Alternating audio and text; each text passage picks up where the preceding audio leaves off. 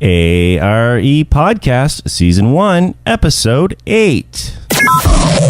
Welcome to the ARE Podcast. ARE Podcast, where it's all about encouraging and inspiring you today so you can fulfill your dream of becoming a licensed architect tomorrow. And now your host, David Doucette. Hey, it's David here. Before we jump into the show, want to let you know we created an Instagram account. You can find us at Architect Prep on Instagram, and we're doing weekly giveaways there. We're doing discount codes, so that's the place to follow us at Architect Prep. Now let's jump into the show. Hello. Welcome back to another episode of the ARE Podcast. My name is David Doucette, and joined by Eric Corey Fried, our co-host, with the fabulous background there in Portland. My wife hates this background. What's behind the curtain, by the way? Like the Wizard of Oz? No, it's HVAC equipment.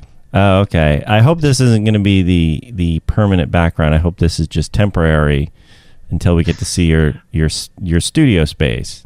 We're going to keep moving around the office as every podcast. Says to me, the guy with the black background behind me, which, by the way, I think this is our first episode in six or so episodes that we're recording the video portion again. We just had some things in transition, and then we tried to do it last week, and some technical difficulty. You had that awful skin condition, too, that was really keeping that's really what it was. It's kind of gross. So today we're going to talk all about 5.0, what we learned about 5.0. Eric is talking to 12 or so candidates a week, and I'll state right from the get-go, we are not talking anything specific about the exam. We're not talking about content on the exam. We are not trying to skirt NCARB's security guidelines, which they take very seriously, as they should. But also, as we'll talk about in this episode, there's no reason to have sort of this inside information of what's going to be on the exam. What you need to do is you need to study the material, you need to understand it, and you need to apply it. So it doesn't matter how they're testing you. You have to have the knowledge, and you're going to use this knowledge in your career, and we'll get more into that in a minute. Before we get into this podcast, I want to read a bit of an email that I received from a candidate who listened to our podcast last week. Should an architect design or buy their own house? And he brought up something that I've heard before, and I've seen it in the back when the ARE forum was around. And I'm going to leave a little of the details out. I did okay it with him to share this, but I'll leave some of the details out. But basically, he said he got his license to practice in a state. And turns out that his boss had been operating with a suspended license. He's quite older, the boss, and is behind on his continuing education hours by a lot. And this candidate, I shouldn't call him candidate now because he's a licensed architect. In this email, he said he became the only licensed architect at this small firm. And he's basically the one who's stamping and signing drawings.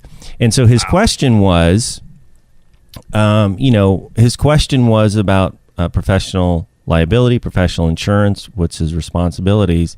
And he said he asked his boss and said, oh, don't worry about it, you're covered under insurance. And he asked his state licensing board, and they said it just depends on the insurance company, and he was asking for any advice or any experience with this. So I know you have thoughts on this, Eric. Right from the get-go, I responded with he should consult an attorney. The experience I do have with this is that the license is on us as the individual, and it doesn't matter which state we're practicing in. Every state's going to be a little different, but it's on us. And I'll just give you an example. When I was living in California, I had my broker's license, general contractor's license, and architect's license.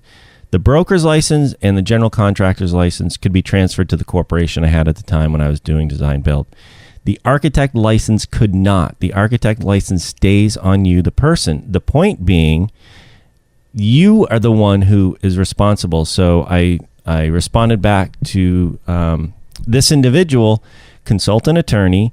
I said a couple of concerns I have is that you are the one who's in responsible control, and he should definitely talk to the insurance company to see if he is in fact covered.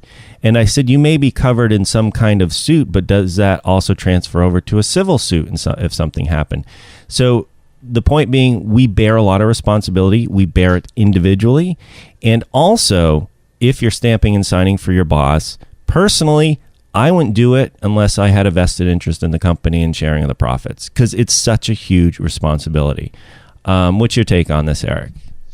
My first question was, did they make him a principal of the firm? Because certain states will require, they usually say, I think in California, for instance, that one of the senior principals of the firm has to be a licensed architect. So you see a lot of firms where they have 3 or 4 people, only one might actually have a license, but that's okay.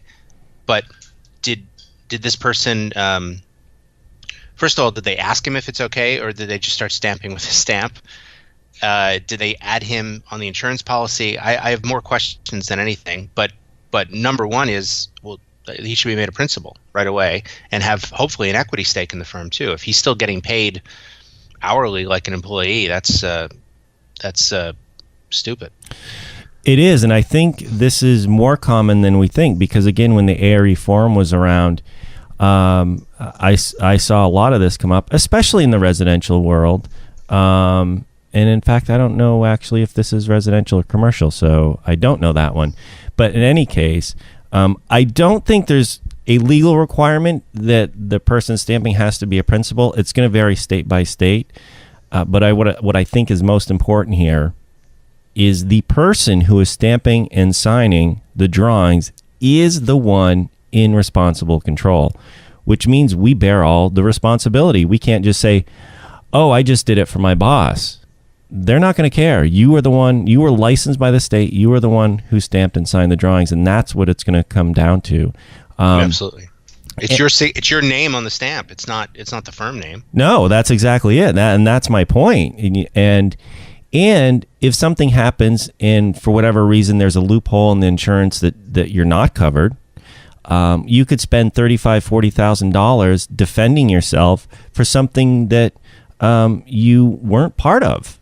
So you really, if you're doing this, number one, talk to the insurance company of the firm, which is what I recommend this individual. Number two, talk to an attorney, which I also recommended this individual.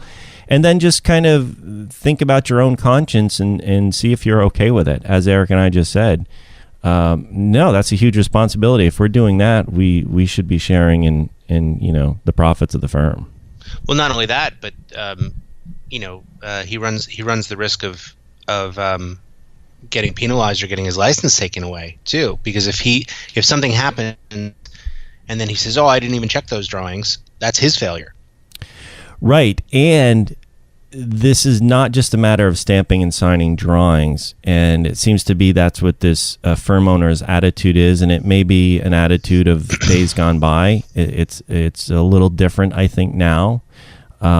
We bear the responsibility. Our name is on it. Our name is on the stamp. So, just do due diligence there, and ask this individual to keep me posted when he did a little bit of legwork. So I'd like to hear more about what he found out. All right, let's jump into 5.0. It's been out not quite a year, since November.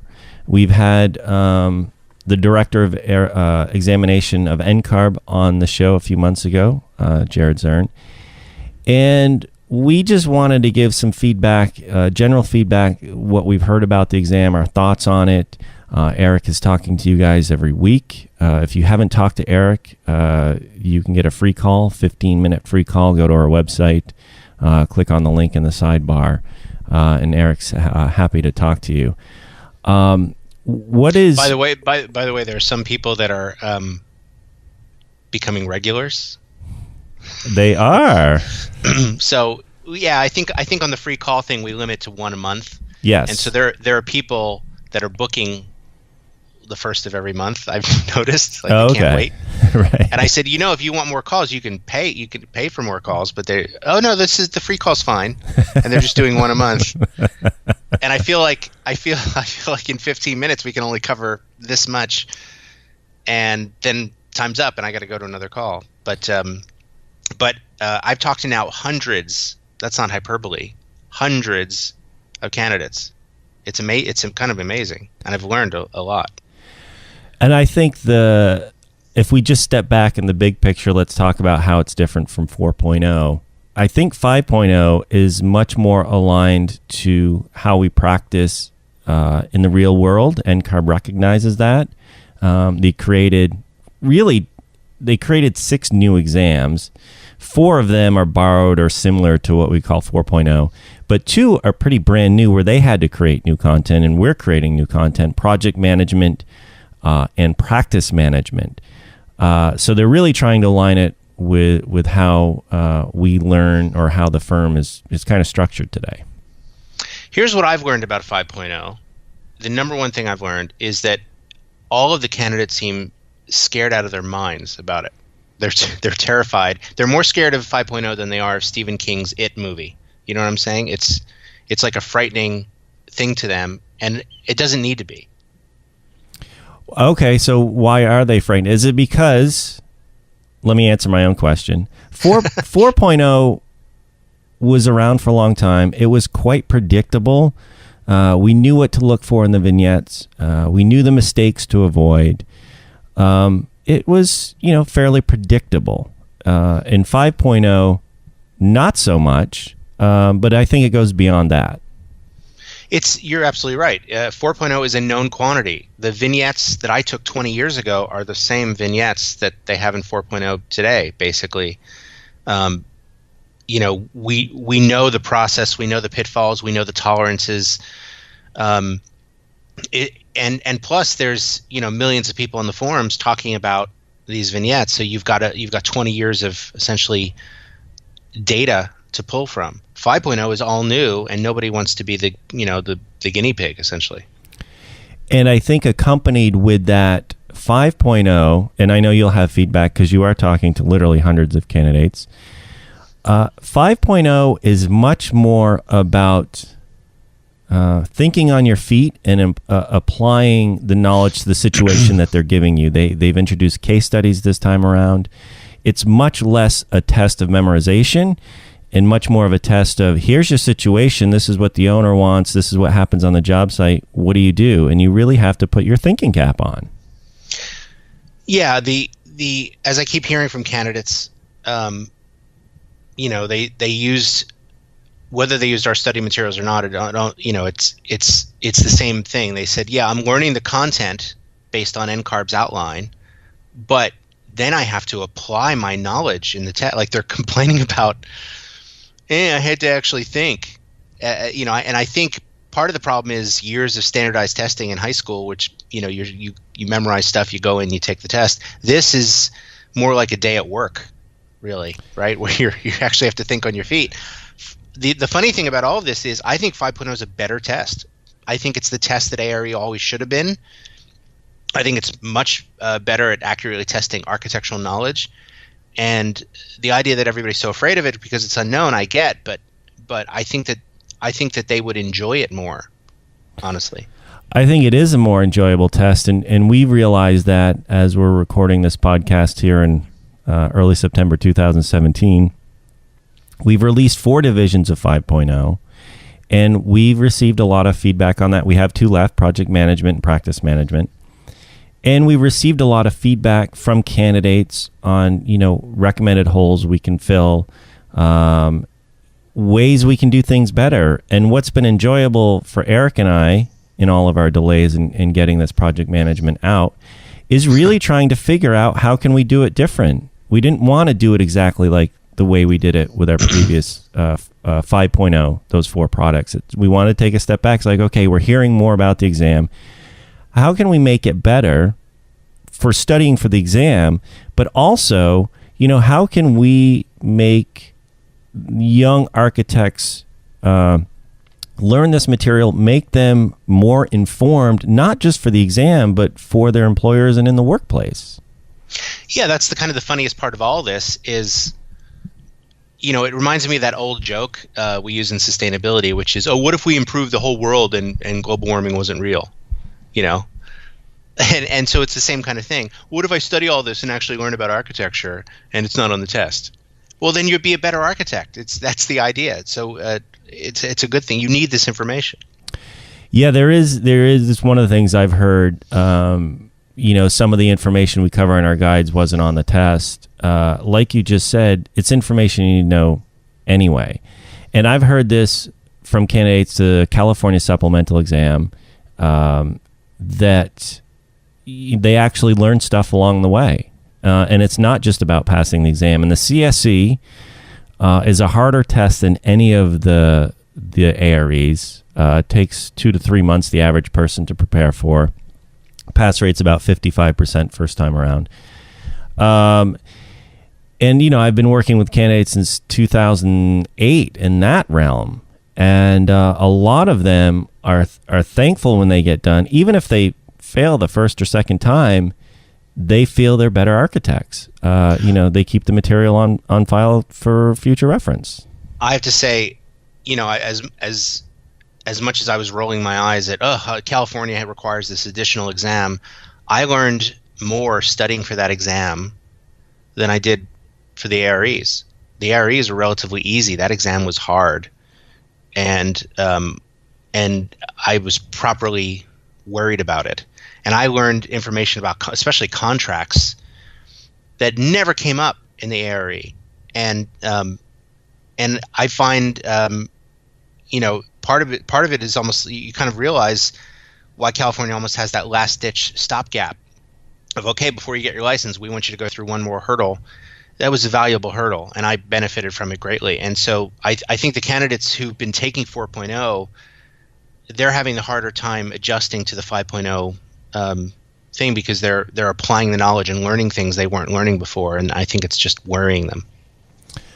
I think so too. And I think, with what we have coming up with project management, depending on when you're listening to this podcast, but in a couple of weeks it'll be released.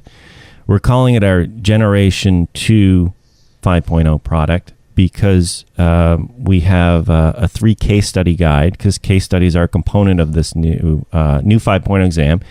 So we wanted to include a case study guide. So that takes time to create that stuff and figure out how to do it. And it's a 3 case study guide. Each case study has 35 questions.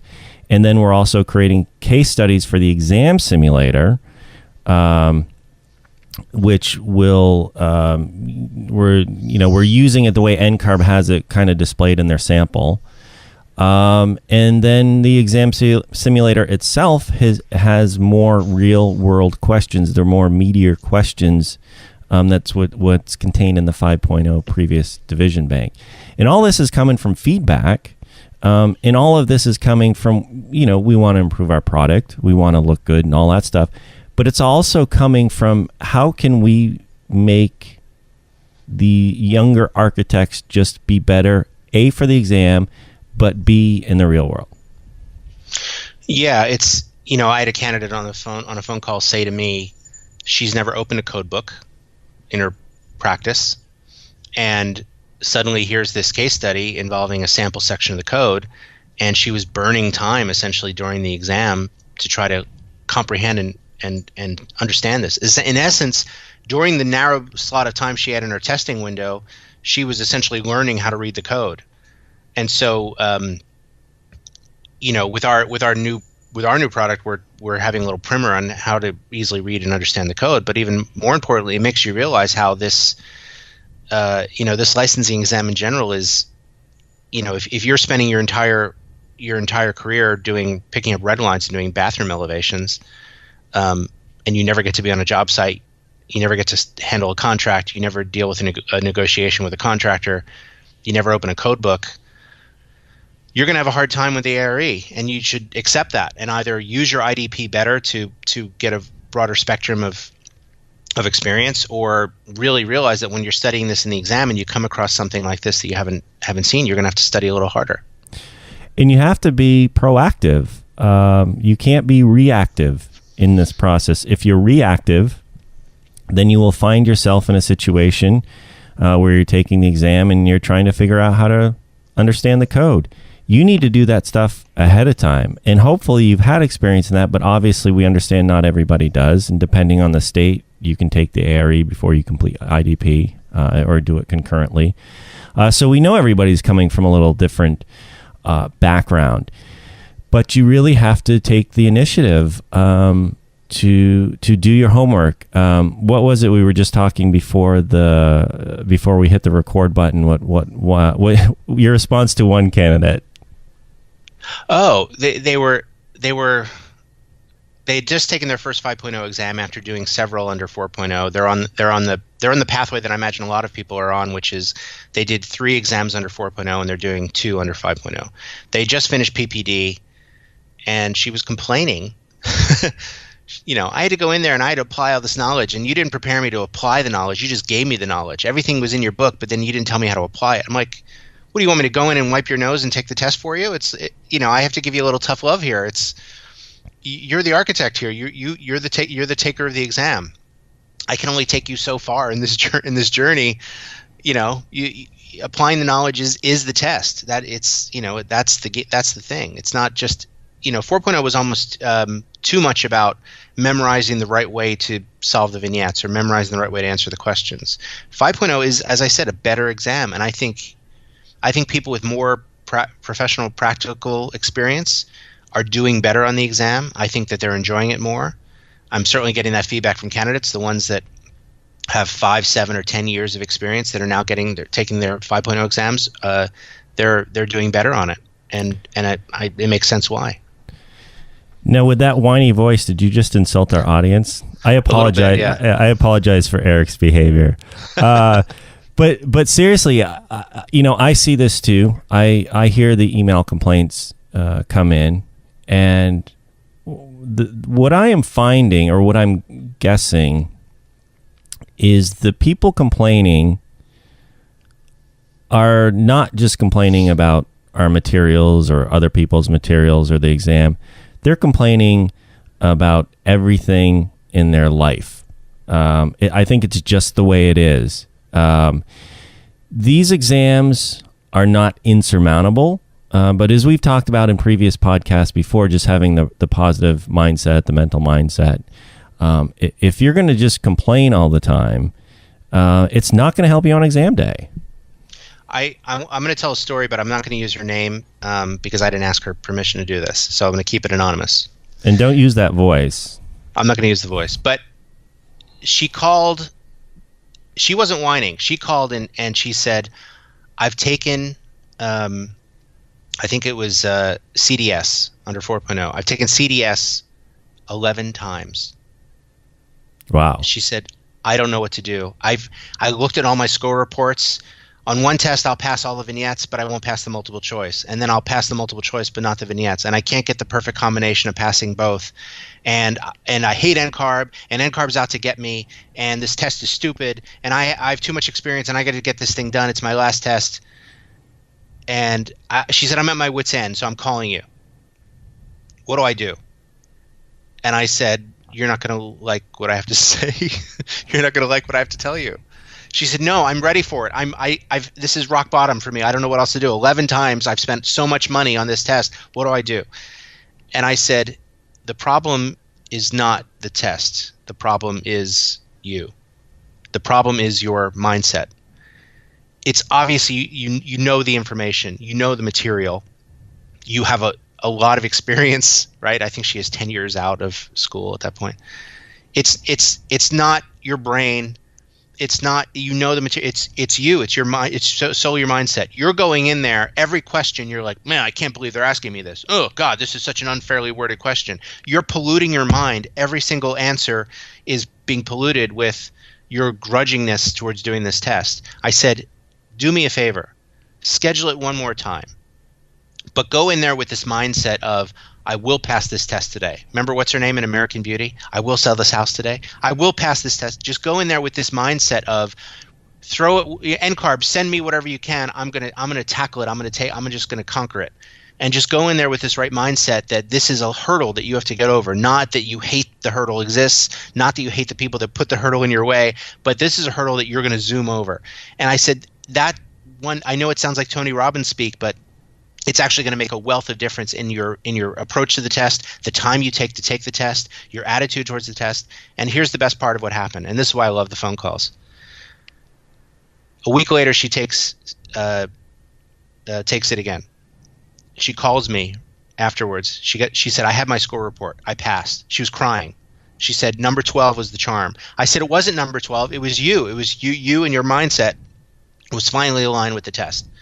And it had nothing to do with how much she studied or understanding or comprehension of the material. It was purely her getting out of her own way. And so that's why with the candidates on the phone, sometimes I'll call them on their whininess and give them some tough love. And she wasn't even whining. She was just like, please, I'm desperate. And it was great to see that.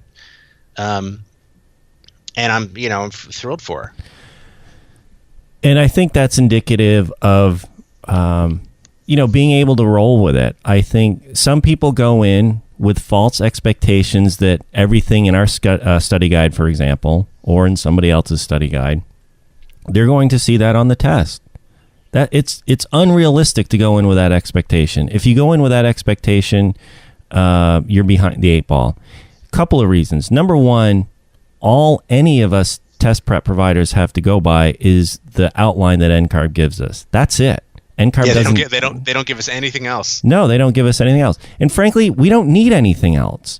We put in the material that we think is important and relevant, and that's going to make you a better architect. And as we fine tune that as we go. And we're excited about project management coming up, which is brand new. But that's, you gotta roll it. You gotta expect to think on the exam. And I think that's part of what some candidates are missing is they expect everything's going to be spoon-fed to them. They expect the exam is going to be spoon-fed to them. And then when they go in, they realize it's not, they get flustered and they're not being fair to themselves. Well, not only that, the complaint that I get a lot is I studied all this stuff and it wasn't on the exam, right? That primary complaint, like, oh, God forbid you might use this knowledge as an architect later on. But also remember, there are typically 4 different banks of questions that NCARB pulls from. So if you go in and take any exam, you're getting the odds of you getting the same exam are totally different, and the odds of it covering every topic is totally different, right? You're asked to study all of these topics, but you might only be tested on a fraction of them, and that's just the way the cookie crumbles when it comes to them pulling from their test bank. That's exactly it. And again, we don't know what's going to be on there. We don't know what NCARB is going to ask, and frankly, we don't want to know. We like to stay in the good graces of NCARB. They take their exam security seriously, as they should. And this, it is a harder exam because you have to think. All right, so what do we learn from 5.0? The main candidate conversations are, what was number 1? What was you just said it. What I studied wasn't on the exam. What I studied more than was on the exam, right? Which is a kind of a funny thing to complain about. I'd rather have that than there was all this stuff on the exam I didn't study for. That would be scarier to me. Right. But yeah, I studied all this material and I didn't get asked a single question about passive solar or whatever. Right. Like, oh, okay, well, I'm sorry. What's the second common theme that you hear in talking to these candidates? This dread, right? They're reluctant to switch to 5.0. Once you switch to 5.0, you can't go back, obviously. And the number one question I get is, should I switch or not? Yeah, okay, you're still getting that question. Yeah, every day. And my answer is, well, it depends. It depends on you. What are you looking for from your testing experience, and what have you studied so far? They want to know if they can study their old 4.0 guides from whomever they're from, whether they're from us or any other company. And the answer is kind of. Here's the best analogy I can give everybody. Under 4.0, there might be a question, a multiple choice question that says, what is a vapor barrier? and you read those 4 multiple choice answers and you pick the one that sounds the most true, right? And the wording is probably deliberately confusing. Under 5.0, they wouldn't ask you that at all. Under 5.0, they'll show you a wall section. They might say, this is a house in Atlanta, Georgia. Drag the vapor barrier to the correct location in the wall. And you need to know not only what a vapor barrier does, but that it belongs on the warm side of the insulation. That's a better test. No doubt that's a better test, but it's harder and is a much more application of knowledge. And for some people, that would be intimidating. That is intimidating because we're thinking on the fly. What I actually like about 5.0 is that it is more grounded in reality. It is more grounded in how we practice. And frankly, it doesn't have the vignettes that the 4.0 has, which all the time we spend studying the vignettes, really, we don't learn much from that. It's we might learn how a grading plan works, or we might learn, some zoning or setback. But at the end of the day, the whole exercise of the vignettes, we're studying just to pass the test. It's not typically knowledge we're going to use somewhere else. I mean, there's zoning, setbacks, and heights and all that. But generally speaking, because of dealing with the clunky software mainly, if that scares you, then maybe 5.0, 5.0 is where you're at, and you don't have to deal with those vignettes. How many people failed a vignette not because they didn't get the right answer, but because the software got in their way, where that software is not very accurate, and they were off by just enough tolerance to throw it into a fail. And it's probably a fair amount of people, and a large enough sample to make you think, this is not the ideal way to test architectural knowledge. That's why I think 5.0 is a better exam. And after spending those days with NCARB in DC, I mean, these guys are testing nerds. Like, they're really adamant about learning models and fine-tuning the wording so that way it really pulls out the exact bit of knowledge they're testing for. I mean, they're really dorky about it, and it's impressive. I think if I was wondering what to do, just my own gut intuition, I would probably just start with 5.0. I know it is one more exam than if we do the transition of 4.0, where you take the 3 and then you take the 2 in 5.0. But I think 5.0 is more challenging. But in that, I think I would learn more from preparing for 5.0 than I would for 4.0. That's my personal take. Which brings us to point number 3, which we should bring up, which is another big difference I see between 4.0 and 5.0 is you're studying for 5.0 as a package. Because now you're not being tested on topics like site planning or programming, you're being tested on phases of design. You're studying as a package. So, for example, under PPD, that's really schematic design. And under PDD, that's really construction documents.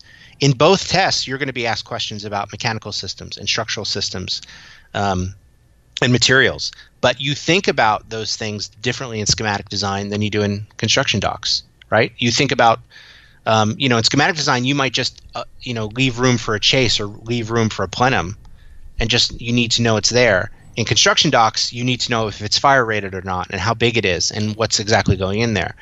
So you're studying for it all as in a combined mass. You're studying mechanical and structural all together, but you're applying it at different phases. So, it's an interesting take, because in one sense, previously you could have studied site planning, passed the test, and you never would have studied or heard of site planning ever again. And then you would have moved on to construction documents and services. You would have studied construction docs and contracts, and you never would have had to deal with them again.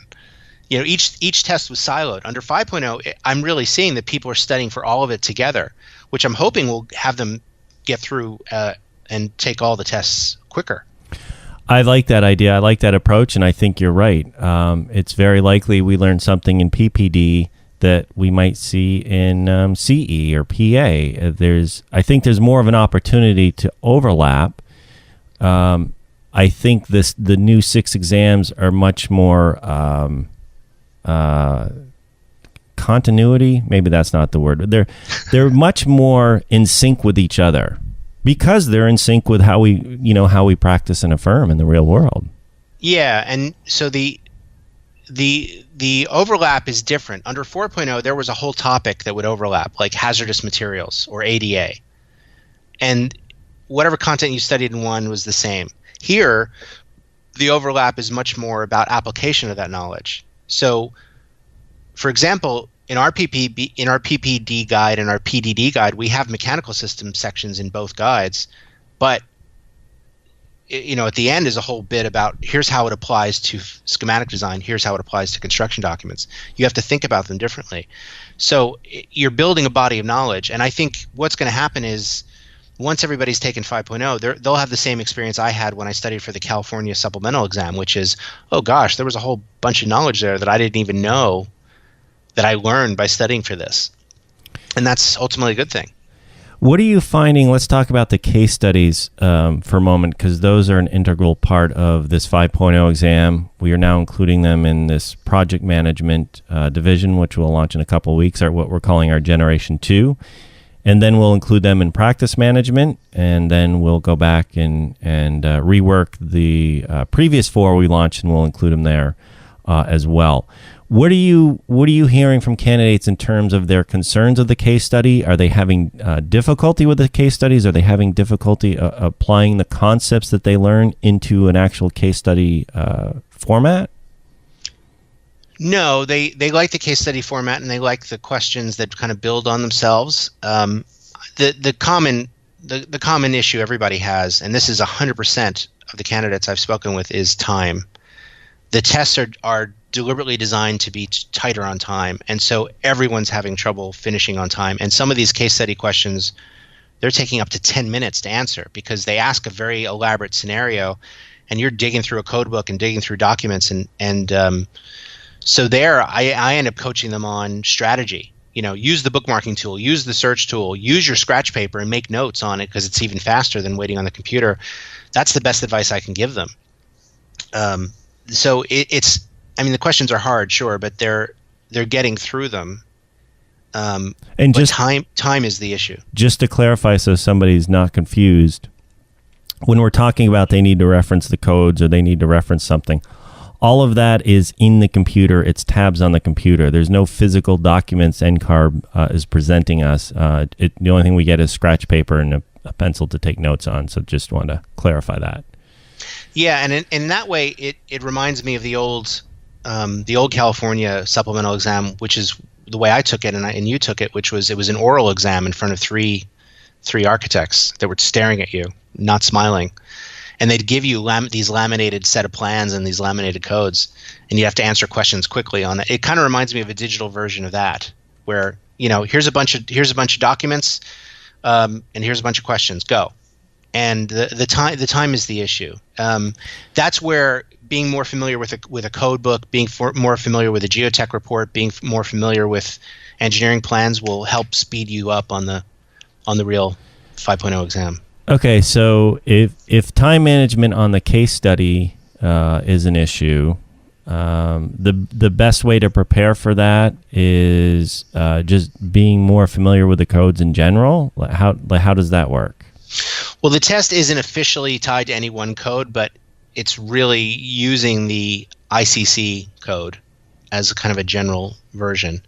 But just being able to look at a table in the code book and being able to translate it quickly. If you're looking at a table and it's showing allowable building heights based on fire protection and construction type, and this is the first time you've ever looked at this table, it's going to take you 10 minutes just to absorb that and get through it. But if it's a table that you reference all the time, you'll be like, 5 feet, 50 feet. Well, you'll be able to get through it much quicker. The other thing to keep in mind is that you need to budget time for yourself. We have this in our study guides, for instance. We tell people budget 5 minutes per case study question, which leaves you, honestly, maybe about 1 minute per non-case study item. And if you're going through thinking, oh, that one took me 3 minutes, but the other one took me 30 seconds, and I'm averaging about a minute each or whatever, I think it'll help. One of the reasons why I tell everybody to be worried about the time is so at the very least when they're in the exam, they don't start panicking. I don't want you in the exam panicking, thinking about time. I want you thinking about the exam. So if you go in knowing time is a factor, you'll be able to focus better on the content. Yeah, you want to stay ahead of the 8 ball. Yeah, it's amazing how much insecurity plays in this, because candidates would say to me, and then I started thinking, is everybody else having these time issues? Am I the only one? Why am I so stupid? Like, they start going to this like shame spiral, which is kind of it's a little bit funny, but they start kind of going off in these weird tangents about thinking about how does everybody else do in the exam. The ones that go in knowing, oh yeah, everybody's tight on time, it doesn't even faze them. Right. They go in with that expectation, and that's really part of the mindset thing again. It's the mindset and the expectations, and things you can learn from listening to our podcast. Exactly. Okay, so that covers case studies. What else are you hearing from candidates in regards to 5.0? Maybe that's not complaining. Like, what are you hearing positive about the exam or about somebody's experience? Anything? They're getting their score reports quick. Okay. I'm hearing that. I'm hearing I had a candidate complain to me. She gave me 6 excuses in a row. And it was, my mother was sick. My dog had just died 2 weeks before. It was really cold in the testing center. There was a lot of traffic. I couldn't find a parking space. And I said, are you listening to yourself? You're essentially rationalizing why you failed.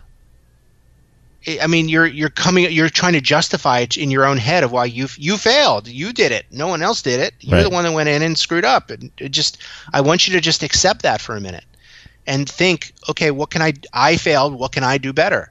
Right, rather than blame everyone else or the situation. But if you're blaming the parking situation and the traffic and your sick mother, you're not taking responsibility at all for this. And what's funny is I think that's almost this kind of subtle extra layer that NCARB is testing you on, which is just professionalism.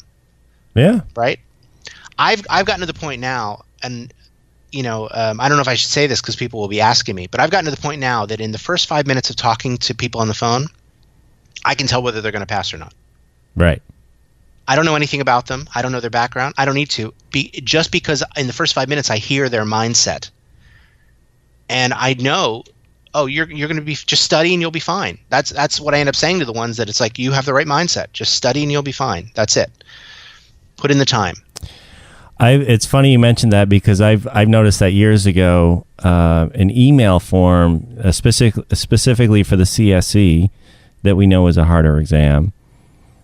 I can tell quickly within like the first few sentences, okay, is this person going to pass or not? Yeah. It might take them one try. They might not get it the first time, but I know, okay, they'll get it. But oftentimes I'm right. Just the way they present themselves, the way they choose their words, right? All that stuff matters. Absolutely. I had a call with a guy. He took PPP vignette, and he had no idea why he failed the vignette. And the score report showed he did great on the multiple choice, which is the part he was worried about, but he did fine. It was the vignette very clearly that he failed. Oh, that was the guy who emailed me, and he was mad at us, I think. He was mad at us. Well, here's what happened to that story. He was mad at us. He was blaming our study materials. He said, it's your fault. I did your materials and I did great, and then I went in and I failed the vignette. I don't know why. It's like you're forgetting the part that you passed the multiple choice, which is the part you were scared about. Right. So when I actually started talking to him and saying, how'd you do? What was the process? Walk me through it. What were the pitfalls? I didn't give it to him. I just asked him to tell me. And we discovered this kind of in an odd way. He said, I'm taking the test again in a week. I said, call me after that test. I just want to hear from you. Call me after the test and let me know how you think it went. He called me after the test sheepishly, and he said, I know what I did wrong. And I said, what? He said, on the vignette, in NCARB study materials and your study materials and the other study materials I used, every sentence was, in lot A is this and lot B is that. And he said, in my mindset, I just assumed that the first number they gave was lot A and second number was lot B. And he said, I noticed in the program of the vignette, it said lot B is this and lot A is that. NCARB flipped it. Wow. And he said, as soon as I saw that mistake, I knew what I did on my previous exam. I took it, and I'm positive I passed. And then he emailed me later with an I passed thing. It was his fault. He didn't read the program clearly enough, which, by the way, we only say about 80 times in the vignette guide. But But he had gotten so used to studying, he'd gotten so good at studying that he failed to step back and actually read the program, and it was his fault. But again, it was mindset, because I told him, when you go in again, forget about blaming me, forget about blaming NCARB, blame yourself and say, okay, I'm taking responsibility for this. I'm gonna scrutinize every word. And that's what he did. And he discovered that he read the program wrong, which, by the way, is part of what you're being tested on, being able to comprehend the program correctly. Yeah, that's a good one. He was real. By the way, I should say, all of these people have been really cool about all of this. I know I'm making them sound like whiners, but they're all very cool about it all because they want to pass, and I'm trying to help them. Well, I think that's what's interesting about it. You helped change that, candidate's way of thinking about it and the way of the approach. And that's what we need sometimes. Just not major overhauls, just a few tweaks of just stepping back for a second, getting out of it's everybody else's fault, and just, taking a breath, and you're obviously able to do that with him. And that was just in a free call. That wasn't even the paid coaching call. Yeah, it's funny because I think when you and I set up these free calls, I expected most of the calls would be, I have a question about the vignette, or I have a question about this, or I have a question about contracts or something. And there's certainly maybe a quarter of them are that, but 75% of them are mindset. Really? What I would just lump into mindset of just, should I take 4.0 or 5.0? Should I switch? What's the right order I should take? I'm scared about the order. And I go, well, the order really doesn't matter, but if you want an order, here's a good one. Right. But I would 3/4 of them are definitely mindset related. That's interesting. And when they fill in the box of what do you want to discuss in this call, some people just write my anxiety. Right. It's really funny. That's what's needed. That is funny. I would have thought it would have been more technical questions, and I think that is what we were thinking, when we set this up. But it turns out a quarter is sort of technical. 3/4 that they just want somebody to talk to bounce some ideas and want some direction and guidance. Yeah, yesterday's call was the project manual. What is it? She said, I've never seen a project manual in my life. What is it? And we just talked about it. That was it. And so there's a nice technical thing that was easy to explain, but most of them are, I'm worried about this, I'm concerned about that. Which I think is interesting too, and it's probably good for them to talk to you because they get to hear from you, because you're talking to so many candidates, that they're not the only one going through this. Because this process can be a very isolating experience, and we can think like, oh my God, am I the only one who's struggling with this? Am I the only one that thinks I'm an idiot? Am I the only one who's scared of running out of time? As we're finding out, right? A lot of candidates have these fears. Yeah, and they're looking for help. And if they're lucky, there's somebody in their office that's also taking the same exams at the same time. But the odds are not that. The odds are usually, yeah, I took those last year, or I'm taking them next year. So then they go on the forums and they look on the forums to try to almost rationalize their insecurities about it. And I don't know if the forums are helping them or not, because it seems to further throw them into this kind of cycle of self-doubt. And I feel like my job is just to get them mentally prepared to go in there and crush it. I think what's interesting too is obviously they're not calling you up and saying, Eric, tell me what's on the exam. Like, just give me the inside scoop. They're not asking for that. They know they shouldn't ask for that. Well, I don't. I think they realize, listen, everything we know we put in our study guides. That's what we know. Well, I also think B, like that's not their concern. Like, that's not their main concern of, oh my God, tell me what's on the exam. Just tell me what's going to be there. That's not what their concern is. Their concern is really the mindset and how do I get there? Yeah. And so I had a candidate called me pissed off. They were pissed off in the email and they were pissed off in the call. And I said, what's the matter? And they said, I went in and they asked me all these questions about a trom wall. What the hell is a trom wall? I've never heard of a trom wall before. And you guys didn't include a trom wall in your study guide. And I looked and I said, yeah, we did. It's on page 78.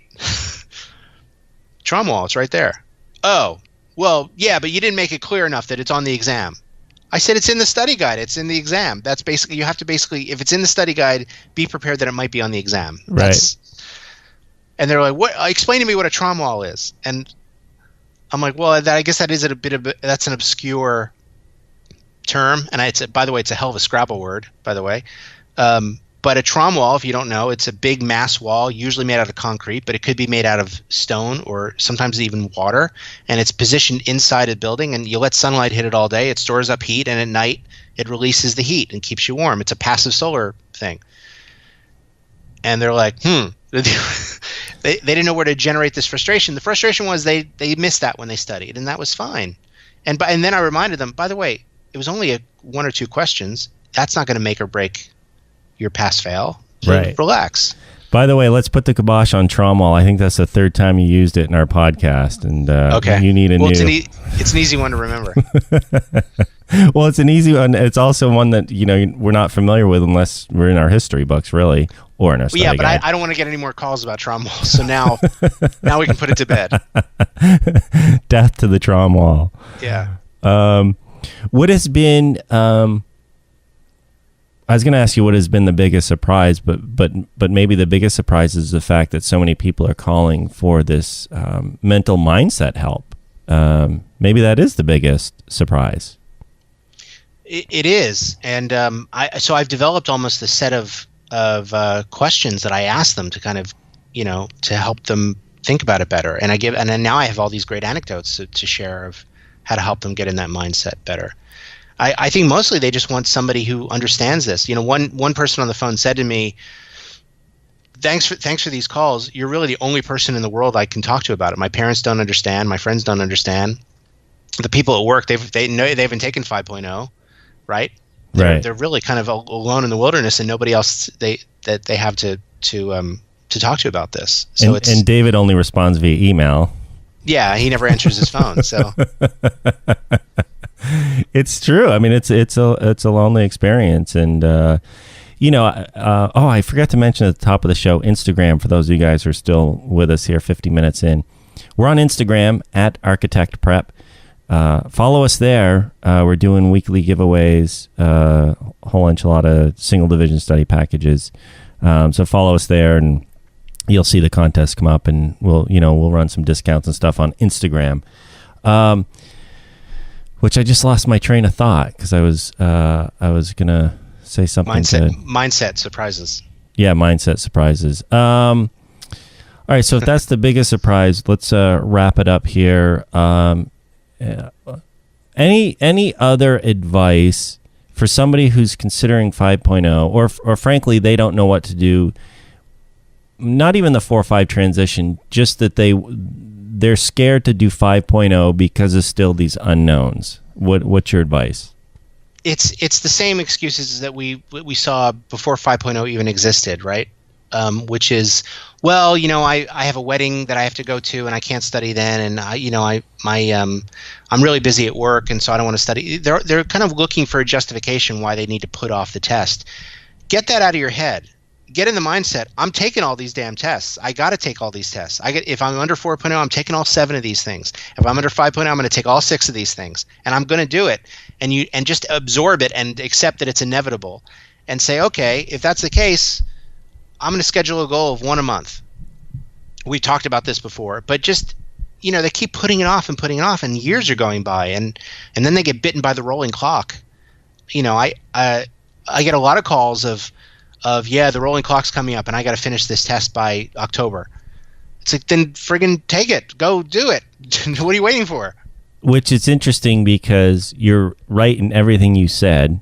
And you and I took it before the rolling clock. God.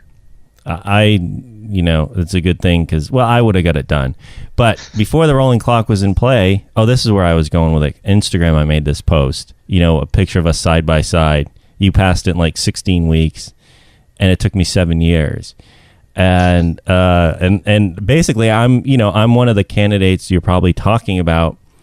Not so much the complaining, but more the just always something getting in the way, finding a reason to push it off. I studied for the structure test like 3 different times over the course of a few weeks, and every time it came to take it, something came up, right? And I couldn't take it. So yeah, it took me 7 years to get through the ARE. Don't let that be you if you're listening to this. There's just no reason for it. Just knock it out. Well, then I asked them, well, what'd you do last weekend? And they go, what do you mean? I go, tell me about your weekend. And they go, oh, I didn't really do much. I sat in and I binged all of Game of Thrones. Right. And I said, well, there's 7-8 hours that you could have studied. Exactly. So it's about priorities. It's priorities. It's priorities. Listen, I did mine. I mean, I was insane. I did it every 2 weeks. I had no life, no fun, and I was miserable. And when it was over, I had a party for myself because I was so relieved to just be free again. Don't do that. That's nuts. But once a month is that's a good balance, and it's healthy, and it gives you plenty of time to study. And now that the 5.0 builds on each other, you'll just be you'll be such a better architect by the end of the studying process. You'll see it in your work. You will, and I think you'll know things that your boss doesn't know. You'll be familiar with things that your boss or your superiors don't know. You'll actually learn something. And then you can start stamping your boss's drawings, apparently, as you said. Exactly, right. Alrighty, well, that's going to wrap it up today on behalf of Eric Corey Freed. My name is David Doucette. This has been the ARE Podcast, and we'll see you on the next show. Thanks for listening to the ARE Podcast.